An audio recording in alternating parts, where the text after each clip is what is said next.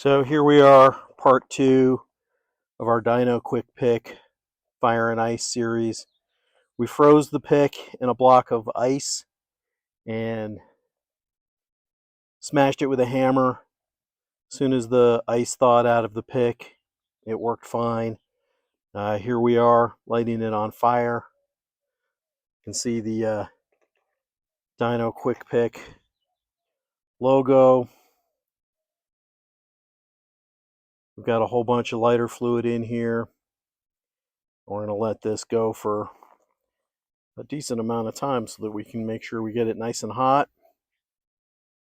But yeah, find a plastic pick that you can light on fire like this.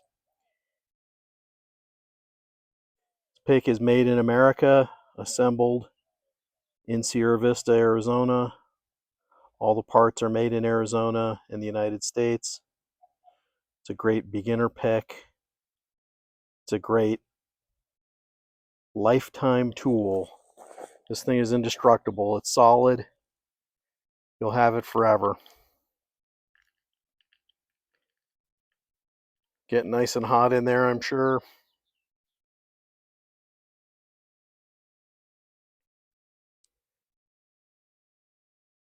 I'm getting hot, getting this close to it. Can you hear it kind of sizzling? Got a bucket of water here. I'm going to grab the pick. You can see it's on fire because it's probably got some lighter fluid in it. Into the bucket of water. We'll cool it off a little.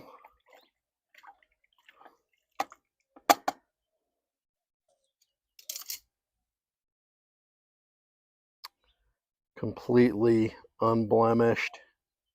Not a scratch to it. Do that thumb screw. Tip comes right out. Retracts.